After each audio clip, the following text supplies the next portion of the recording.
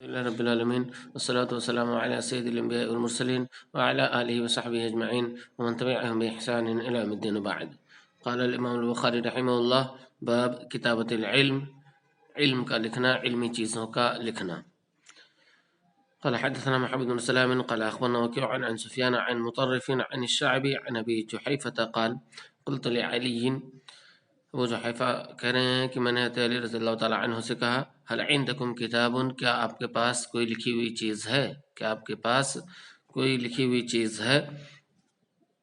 صحیح مسلم میں اس کی تھوڑی اور تشریح ہے. انہوں نے کہا کہ میں نے پوچھا کہ کیا آپ کے پاس ایسی کوئی لکھی ہوئی چیز ہے جو رسول پاک صلی اللہ علیہ وسلم نے صرف آپ کو بتایا ہو، دوسروں کو نہ بتایا ہو، آپ کو خصوصی طور سے بتایا ہو. تو انہوں نے کہا نہیں، ایسی کوئی چیز میرے پاس نہیں ہے. هل عندكم کتاب، کہ آپ کے پاس کوئی لکھی ہوئی چیز ہے. قال لا الا کتاب اللہ، تو انہوں نے کہا میرے پاس ایسی کوئی چیز نہیں ہے سوائے یہ کہ اللہ کی کتاب کے، یعنی قرآن کی آیات ہیں جو میں نے مختلف چیزوں میں لکھ رکھی ہیں، اور صحابہ کرام مختلف چیزوں میں قرآن کی آیات لکھے رہتے تھے، چیز معروف ہے. تو مگر یہ کہ اللہ کی کتاب ہے. او فہم عطیہ رجل مسلم، یا ایسی سمجھ کی باتیں ہیں، حکمت کی باتیں ہیں، دانائی کی باتیں ہیں جو مسلمان آدمی کو اللہ رب العالمین عطا کرتا ہے، جو دی جاتی ہے. عطیہ، جو دی جاتی ہے دانائی کی باتیں، رجل مسلم، مسلمان آدمی کو، یعنی وہ کچھ دانائی کی باتیں ہیں. او ما فی هذه الصحیفۃ، یا جو اس ورقے میں ہے، یا جو اس ورقے میں ہے. صحیفۃ کے معنی اصل ہوتے ہیں کتابچہ، ڈائری. تو یہاں پر ہے کہ چھوٹے ورقے کو بھی صحیفہ کہا جاتا ہے، یعنی کسی چھوٹے ورقے میں تو لکھا جائے اسے ورقہ اسے صحیفہ کہا جاتا ہے. لیکن یہاں پر مراد یہ نہیں کہ کاغذ میں لکھا گیا تھا، کیونکہ کاغذ کی ابتدا زمانے میں ہوئی ہی نہیں تھی. کاغذ کی ابتدا بنو عباس کے زمانے میں ہوئی، اس سے پہلے کاغذ نہیں تھا. بنو عباس کے زمانے میں چینیوں نے کاغذ کو ایجاد کیا، اور اس کے بعد پھر دھیرے دھیرے وہ اسلامی سلطنتوں میں پہنچا. ٹھیک، تو کہنے کا مطلب ہے کہ میرے پاس ایک ورقہ ہے، چاہے وہ کاغذ کا ہو یا کسی اور چیز کا ہو، چمڑے وغیرہ کا ہو، تو اس میں انہوں نے لکھ رکھا ہے. اور غالب گمان یہ ہے کہ وہ چمڑے کا ورقہ تھا، کیونکہ انہوں نے اپنے تلوار کے میان میں رکھا تھا. تو انہوں نے کہا ما فی هذه الصحیفۃ، یا جو کچھ اس صحیفے میں ہے. بس ہمارے پاس مخصوص چیزیں کچھ نہیں ہیں، جو آپ کے پاس ہے وہ ہمارے پاس بھی ہیں. کتاب اللہ آپ کے پاس ہے، ہمارے پاس بھی ہے. علم اور دانائی کی باتیں آپ کے پاس بھی ہیں، ہمارے پاس بھی ہے. ہر مسلمان کو اللہ رب العالمین علم و دانائی عطا کرتا ہے. لیکن کچھ امپورٹنٹ چیز میں نوٹ کر رکھا ہوں، کچھ اہم چیزیں میں نوٹ کر رکھا ہوں، یہ میرے اس ورقے میں موجود ہے. اور اس کو وہ ہمیشہ اپنے تلوار کے نیام میں رکھتے تھے. تلوار کے نیام میں اس چمڑے کے ٹکڑے میں لکھے ہوئی چیزوں کو رکھتے تھے. جس سے آج ہے کہ بہت ہی اہم چیز ہوتی ہے تو ہم اس کو موبائل میں سیو کر کے رکھتے ہیں. تو جو چیز ہمیشہ ہمارے پاس رہتی ہے تقریباً اسی میں ہر اہم چیز کو ہم سیو کر لیتے ہیں. تو اس زمانے میں تلوار ہی سب سے بڑا ہتھیار ہوتا تھا. نکلتے ہوئے آدمی ضرور اپنی تلوار اپنی کمر میں لگا لیا کرتا تھا. تو اس تلوار کے نیام میں کوئی اہم چیز آدمی محفوظ رکھتا تھا، کوئی وصیت ہے، ایسی طرح سے کوئی اہم اور چیز ہے، اس کو وہاں پر سیو کر لیتا تھا آدمی. تو علی رضی اللہ تعالیٰ عنہ نے کہا او ما فی هذه الصحیفۃ، یا جو کچھ اس صحیفے میں لکھا ہوا، میرے اس ورقے میں لکھا ہوا ہے. قال قلت، ابو جحیفہ کہہ رہے ہیں کہ میں نے کہا فما فی هذه الصحیفۃ، اس صحیفے میں ہے کیا، کیا آپ نے اس میں امپورٹنٹ چیز لکھ رکھی ہے، اہم چیز اس میں آپ نے کیا لکھ رکھی ہے. قال، تو انہوں نے کہا العقل، عقل سے مراد یہاں پر دیت ہے. عقل سے مراد عقل نہیں ہے، یہاں پر سوجھ بوجھ والی بات نہیں، بلکہ یہاں پر دیت ہے، یعنی دیت کے احکام و مسائل. دیت کے احکام و مسائل یعنی جیسے کسی نے کسی کو قتل کر دیا تو اس میں کتنی دیت ہے، ہاتھ توڑ دیا تو اس کی کتنی دیت ہے، دانت توڑ دیا تو اس کی کتنی دیت ہے. تو دیت کے کچھ مسائل ہم نے اس میں لکھ رکھے ہیں. فکاک الاسیر، اسی طرح سے غلاموں کی آزادی کے مسائل، غلاموں کی آزادی کے مسائل. فکاک مانے آزاد کرنا، اسیر مانے غلام، غلام آزاد کرنے کے مسائل.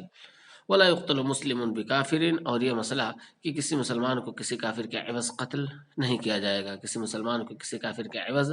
قتل نہیں کیا جائے گا. تو انہوں نے کہا کہ یہ یعنی جیسے حرب کا دور ہو تو الگ چیز ہے، یعنی جنگی دور ہو، لیکن امن و امان کے دور میں اور دیگر چیزوں میں تو یہ اختلافی مسئلہ ہے کہ اس کو قتل کیا جائے گا نہیں کیا جائے گا. لیکن تقریباً اتنا طے ہے کہ اگر کوئی محارب ہے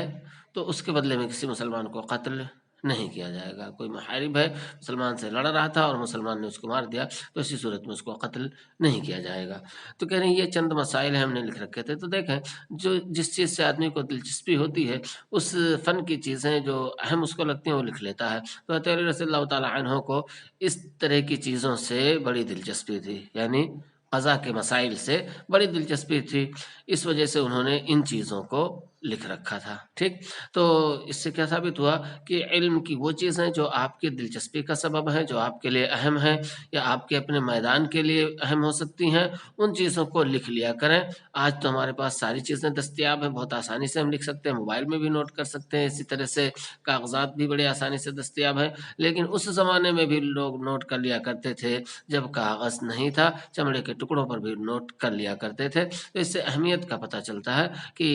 لکھنا کتنا اہم ہے۔ ٹھیک، اور دیکھیں ایک اور حدیث ہے آگے کتابت العلم کے سلسلے میں، علمی باتیں لکھنے کے سلسلے میں، کہ کس طرح سے اللہ کے رسول صلی اللہ علیہ وسلم کے خطبے کو لکھنے کے لیے ایک آدمی نے مطالبہ کیا اور آپ صلی اللہ علیہ وسلم نے کہا ٹھیک ہے لکھ دو اس پورے خطبے کو۔ قال حدثنا ابو نعيم الفضل بن دكين قال حدثنا شيبان عن يحيى عن ابي سلمة عن ابي هريرة رضي الله عنه ان خزاعة قتلوا رجلا من بني ليث، کہہ رہے ہیں کہ خزاعہ کے لوگوں نے یعنی قبیلہ خزاعہ کے لوگوں نے قتلوا رجلا من بنی لیث، بنی لیث کے ایک آدمی کو قتل کر دیا تھا۔ عام فتح مکہ، فتح مکہ کے سال، فتح مکہ کے سال خزاعہ والوں نے بنو لیث کے ایک آدمی کو قتل کر دیا تھا۔ کیوں قتل کیا تھا؟ بقتیل منہم قتلوہ، اپنے ایک مقتول کی وجہ سے جسے بنو لیث نے قتل کر دیا تھا۔ یعنی زمانے جاہلیت میں بنو لیث نے خزاعہ کے ایک آدمی کو قتل کر دیا۔ خزاعہ والوں کو موقع ملا فتح مکہ کے موقع پر کہ اللہ کے رسول صلی اللہ علیہ وسلم آگے ہیں، مضبوط پوزیشن میں ہم ہیں، تو انہوں نے بدلہ لے لیا، انہوں نے بدلہ لے لیا۔ اب دیکھیں اللہ کے رسول صلی اللہ علیہ وسلم کو غصہ آیا کہ یہ خون و خرابہ کے لیے نہیں تھا یہ مکہ کا فتح کرنا، یہ یا بدلے اور انتقام کے لیے۔ اس پر آپ صلی اللہ علیہ وسلم نے تقریر فرمائی۔ جیسے دیکھیں ترجمہ ان خزاعہ قتلوا رجلا من بنی لیث، خزاعہ کے لوگوں نے بنو لیث کے ایک آدمی کو قتل کر دیا تھا۔ عام فتح مکہ، فتح مکہ والے سال سن 8 ہجری میں، بقتیل منہم قتلوہ، اپنے ایک مقتول کی وجہ سے جسے ان لوگوں نے قتل کر دیا تھا۔ فاخبر بذلك النبی صلی اللہ علیہ وسلم، تو اس کی خبر نبی صلی اللہ علیہ وسلم کو دی گئی، اس کی خبر نبی صلی اللہ علیہ وسلم کو دی گئی کہ اس طرح کی چیز پیش آئی ہے، خزاعہ والوں نے آپ کا سپورٹ دیکھ کر کے اور پرانا انتقام لے لیا ہے۔ فرکب راحلتہ فخطب، تو آپ صلی اللہ علیہ وسلم اپنی سواری پر سوار ہوئے اور آپ نے پہنچ کر کے خطبہ دیا، آپ نے لوگوں کے مجمع میں پہنچ کر کے خطبہ دیا۔ فقال، تو کہا آپ صلی اللہ علیہ وسلم نے ان اللہ حبس عن مکہ القتل او الفیل، اللہ تعالیٰ نے مکہ سے روک دیا تھا ہاتھیوں کو یا قتل کو۔ یہاں پر دیکھیں کہہ رہے ہیں شک ابو عبداللہ، ابو عبداللہ کا اس میں شک ہے، ابو عبداللہ کا اس میں شک ہے۔ اصل یہ شک ابو نعیم کا ہے، ابو نعیم فضل بن دکین کا ہے۔ پہلے جو لکھا جاتا تھا کلمہ قتل اور فیل دونوں ایک ہی طرح سے لکھا جاتا تھا، کیونکہ نقطے نہیں ہوتے تھے، کیونکہ نقطے نہیں ہوتے تھے تو جس طرح سے قتل لکھا جائے گا اسی طرح سے فیل لکھا جائے گا۔ اب اس کے بعد جب کوئی آدمی پڑھتا تھا تو سیاق و سباق سے معنی طے کر لیتا تھا، سیاق و سباق سے معنی طے کر لیتا تھا۔ تو اب مکہ سے ہاتھیوں کو روکا گیا تھا، سیاق و سباق یہ بتاتا ہے کہ مکہ سے ہاتھیوں کو روک دیا گیا تھا۔ جب ابرہہ آیا تھا مکہ پہ حملہ کرنے کے لیے تو مکہ سے ہاتھیوں کو روک دیا گیا تھا۔ تو یہ مکہ سے روکنے والا واقعہ جو ہے اس کا سیاق و سباق یہ بتاتا ہے کہ یہاں پر ہاتھیاں ہوں گی، لیکن یہ جو واقعہ خزاعہ والا ہوا تھا اس کا سیاق و سباق بتا رہا ہے کہ قتل ہوا تھا، قتل سے روکا گیا تھا، کیونکہ قتل کا معاملہ ان لوگوں کے درمیان ہوا تھا، قتل کیا تھا انہوں نے، قتل واقع ہوا تھا۔ تو اسی وجہ سے ان کو شک ہو گیا کہ یہاں پر اللہ کے رسول صلی اللہ علیہ وسلم کا خطبہ کیا تھا، یہاں پر اللہ کے رسول صلی اللہ علیہ وسلم کا خطبہ کیا تھا، قتل تھا یا فیل تھا، یعنی اللہ رب العالمین نے مکہ سے روک دیا ہے کس چیز کو؟ ہاتھیوں کو یا قتل کو، ٹھیک۔ تو دوسری روایت ہے جس سے واضح ہو جاتا ہے کہ ہاتھیوں کو روکنے کا مسئلہ ہے کہ اللہ رب العالمین نے یہاں پر بڑے بڑے لاؤ لشکر کو بھی آنے کی اجازت نہیں دی، یہاں تک کہ ابرہہ کا لشکر عجیب و غریب قسم کے اس زمانے کے جنگی ساز و سامان کے ساتھ آیا تھا جو مکہ میں معروف نہیں تھا ہاتھیوں کے ساتھ، تو اس کو بھی اللہ رب العالمین نے روک دیا۔ تو اس وجہ سے مکہ کا احترام کیا جائے، ہمیشہ اللہ رب العالمین نے اس کو محرم رکھا ہے، ٹھیک۔ ان اللہ حبس عن مکہ القتل والفیل، اللہ رب العالمین نے مکہ سے روک دیا تھا ہاتھیوں کو، یا ابو عبداللہ کے قول کے مطابق کہ شک ہے قتل کہا تھا، تو اللہ رب العالمین نے مکہ سے روک دیا تھا قتل کو یا ہاتھیوں کو۔ شک ابو عبداللہ کا شک ہے امام بخاری، یعنی یہاں پر وہ ایک شک جو ہے ابو نعیم کا ہے، جس کو امام بخاری نے کہا کہ ابو نعیم نے کیا پڑھا ہے، اس سلسلے میں تھوڑا سا شک ہے۔ وسلط علیہم رسول اللہ صلی اللہ علیہ وسلم والمؤمنین، ہاتھیوں کو تو روک دیا تھا، ہاتھی والوں کو روک دیا تھا، لیکن ان پر مسلط کیا اپنے رسول کو اور مومنین کو، مکہ والوں پر مسلط کیا اپنے رسول کو اور مومنین کو۔ کیا بتانا چاہ اللہ کے رسول صلی اللہ علیہ وسلم نے کہ مکہ ہمیشہ محرم رہا ہے، اس پر کوئی شخص بری نگاہ اٹھا کر کے نہیں دیکھ سکا ہے، لیکن اللہ رب العالمین نے جب مکہ میں لوگوں کے ظلم و ستم کو دیکھا تو اپنے رسول کو اور ان کے ساتھ مومنوں کو جو اس وقت موجود تھے کچھ وقت کے لیے مکہ میں داخل ہو کر کے وہاں کے لوگوں کو سزا دینے کی اجازت دی تھی، ٹھیک۔ وہی کہا وسلط علیہم رسول اللہ والمومنین، اور ان پر اپنے رسول اور مومنین کو مسلط کیا۔ الا وانہا لم تحل لاحد قبلی، سنو یہ حلال نہیں تھا، یہ مکہ حلال نہیں تھا لاحد قبلی کسی بھی شخص کے لیے مجھ سے پہلے، ولم تحل لاحد بعدی اور نہ ہی حلال ہے میرے بعد کسی کے لیے۔ الا وانہا حلت لی ساعۃ من نہار، سنو یہ میرے لیے دن کے چند گھنٹے تک حلال کیا گیا ہے، یہ مکہ میرے لیے دن کے چند گھنٹے تک ہی حلال کیا گیا ہے۔ الا وانہا ساعتی ہذہ حرام، سنو یہ گھڑی ابھی کی جو گھڑی ہے، ابھی کا جو وقت ہے، حرام یہ حرام ہے۔ الا وانہا ساعتی ہذہ، اور سنو ابھی یہ موجودہ میرا وقت حرام ہے۔ لا یختلی شوکھا، اس کے کانٹوں کو نہیں اکھاڑا جائے گا، لا یختلی اکھاڑا نہیں جائے گا، توڑا نہیں جائے گا، شوکھا اس کے کانٹے کو، ولا یعضد شجرھا، اور نہ ہی اس کے پیڑ کو کاٹا جائے گا، یعنی انسانی جانوں کی حرمت تو ہے ہی، ساتھ ہی ساتھ یہاں پر پیڑ پودے کانٹے وغیرہ سب محفوظ اور مامون ہیں۔ ولا تلتقط ساقطتها، اور اس کا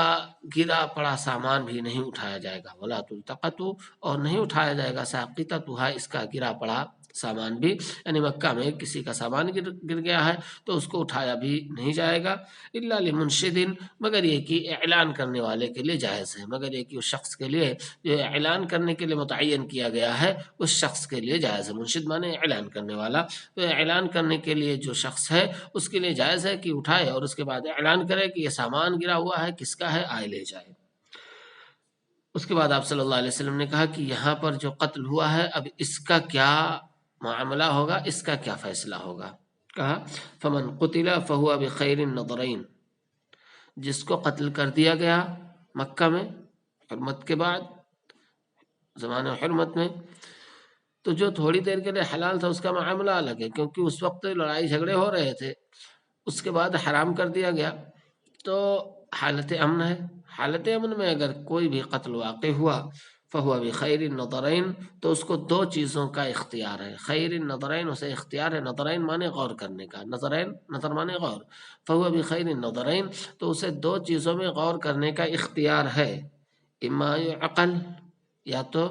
دیت دی جائے، یا تو دیت دی جائے، وَإِمَّا أَن يُقَادَ أَهْلُ الْقَتِيلِ، یا یہ کہ قصاص لیا جائے اہل قتیل، اہل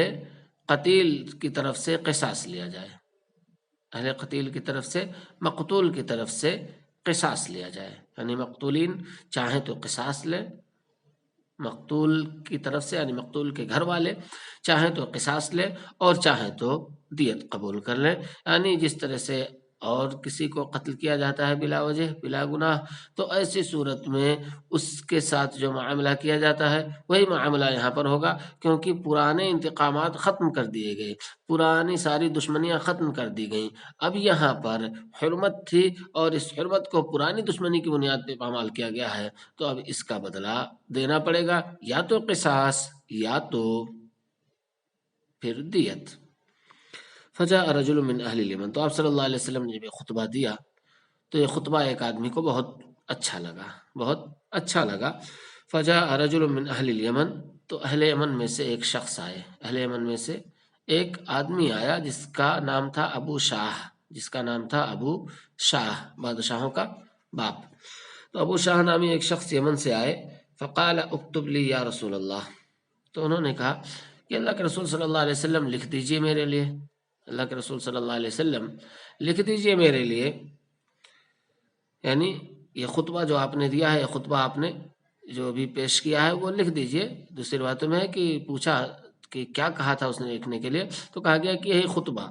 تو اس نے کہا کہ اللہ کے رسول صلی اللہ علیہ وسلم یہ خطبہ میرے لیے لکھ دیجئے۔ فقال اکتبوا لابی فلان، تو آپ صلی اللہ علیہ وسلم نے فرمایا کہ ابو فلاں کے لیے لکھ دو، ابو فلاں سے مراد وہی ابو شاہ، آپ نے فرمایا کہ ابو شاہ کے لیے لکھ دو، ان کو یہ خطبہ اچھا لگا ہے، یہ چیز بہت اہم لگی ہے، تو یہ چیز ان کے لیے لکھ دو۔ فقال رجل من قریش، تو قریش کے ایک آدمی نے کہا اب صلی اللہ علیہ وسلم کے خطبے کے بیچ میں جب خطبہ آپ نے دیا کہ نہ تو پیڑ اس کے کاٹے جائیں گے نہ کاٹے اس کے اکھاڑے جائیں گے، تو اس کے بعد بیچ میں انہوں نے کہا کہ یہ خطبہ لکھ دیجئے۔ اس کے بعد پھر ایک صحابی نے کہا کہ اللہ کے رسول صلی اللہ علیہ وسلم ٹھیک ہے پیڑ نہ کاٹے جائیں کاٹے نہ اکھاڑے جائیں، لیکن ایک گھاس ایسی ہے کہ مجھ سے بے نیاز نہیں ہو سکتے ہیں، ہمیں زندہ رہنے کے لیے بھی وہ گھاس چاہیے اور مرنے کے لیے بھی وہ گھاس چاہیے، یعنی نہ تو اس کے بغیر ہم زندہ رہ سکتے اور نہ ہی اس کے بغیر ہم مر سکتے ہیں، تو مرنے جینے میں ہر کام ہر چیز کے لیے اس کا کام پڑتا ہے، تو اس کو تو مستثنا ہونا چاہیے، اس کو تو مستثنا ہونا چاہیے، اس میں شامل نہیں ہونا چاہیے۔ تو انہوں نے کہا الا الازخر یا رسول اللہ، اللہ کے رسول صلی اللہ علیہ وسلم سوائے ازخر گھاس کے۔ یہ کون تھے کہنے والے؟ اللہ کے رسول صلی اللہ علیہ وسلم کے چچا حضرت عباس، تو انہوں نے کہا اللہ کے رسول صلی اللہ علیہ وسلم الا الازخر، سوائے ازخر گھاس کے۔ ازخر گھاس ہمارے یہاں جو موز کی چھوٹی شکل ہوتی ہے جسے راڑا وغیرہ بولتے ہیں وہی گھاس ہوتی ہے، تو کہا کہ اس کو مستثنا کر دیجئے۔ فَإِنَّا نَجْعَلُهُ فِي بُيُوتِنَا وَقُبُورِنَا، کیونکہ اسے ہم اپنے گھروں میں بھی رکھتے ہیں اور اپنے قبروں میں بھی، اسے ہم اپنے گھروں میں بھی رکھتے ہیں اور اپنے قبروں میں، یعنی گھر وغیرہ چھپر وغیرہ بناتے ہیں تو اس کے لیے بھی استعمال کرتے ہیں، اسی طرح سے ایندھن کے طور پہ بھی استعمال کرتے ہیں، اور اپنے قبروں میں بھی رکھتے ہیں، یعنی جب مردوں کو دفن کرتے ہیں تو اس وقت جب اس پہ لکڑی لگائی جاتی ہے تو لکڑی کے اوپر اس گھاس کو رکھ کر کے لیپا جاتا ہے، تو ہم مرنے جینے ہر کام کے لیے اس کا استعمال کرتے ہیں، ہر ضرورت کے لیے، مرنے کے مردوں کی ضرورت کے لیے بھی استعمال کرتے ہیں اور زندوں کی ضرورت کے لیے بھی استعمال کرتے ہیں۔ فقال نبی صلی اللہ علیہ وسلم الا الاذخر الا الاذخر، تو آپ صلی اللہ علیہ وسلم نے پھر سے اعلان کیا ہاں بھائی اذخر اذخر، ہاں اذخر اذخر، یعنی اذخر کو چھوڑ کر کے سوائے اذخر کے، اذخر یہ حرام نہیں ہے، اذخر کو کاٹا جا سکتا ہے کیونکہ یہ بنیادی ضرورتوں میں سے ہے۔ قال عبداللہ یقاد بالقاف، ابو عبداللہ یعنی امام بخاری نے کہا جاتا ہے یقاد بالقاف، قاف سے کہا جاتا ہے۔ فقیل علی ابی عبداللہ یقاد بالقاف، یعنی قاف سے کہا جاتا ہے، یعنی قصاص لینے کی تشریح کر رہے ہیں کہ یقاد اہل القتیل کا کیا مطلب ہے، مطلب ہے کہ قصاص لیا جائے گا، قاف سے ہے یعنی یفاد نہیں ہے۔ فقیل علی ابی عبداللہ، ابو عبداللہ سے کہا گیا یعنی امام بخاری سے، ای شیء کتب لہ، آپ صلی اللہ علیہ وسلم نے کون سی چیز ان کے لیے لکھی تھی، ابو شاہ کے لیے کون سی چیز لکھی تھی؟ قال کتب لہ هذه الخطبۃ، تو امام بخاری نے کہا کہ آپ صلی اللہ علیہ وسلم نے یہ خطبہ ان کے لیے لکھا تھا، آپ صلی اللہ علیہ وسلم نے ابو شاہ کے لیے یہ خطبہ لکھا تھا، ٹھیک۔ تو اس سے ثابت ہوا کہ علم کی چیزیں آدمی کو لکھ لینی چاہیے، علمی باتیں اہم باتیں جو بھی ہوں اس کو لکھ لینا چاہیے، اور خاص طور سے وہ باتیں جو جوامع الکلم میں سے ہوں یا وہ باتیں جسے بھول جانے کا خطرہ ہو ضرور لکھ لینا چاہیے، تبھی علم محفوظ رہتا ہے۔ تو جس طرح سے حفظ پر ابھارا گیا ہے اسی طرح سے کتابت پر بھی ابھارا گیا ہے کہ علمی چیزوں کو یاد بھی کر لیا جائے، اسے لکھ بھی لیا جائے اور اسے دوسروں تک پہنچا بھی دیا جائے تاکہ اس کا پھیلاؤ ہو اور وہ علم موجود رہے، ٹھیک۔ السلام علیکم ورحمۃ اللہ وبرکاتہ۔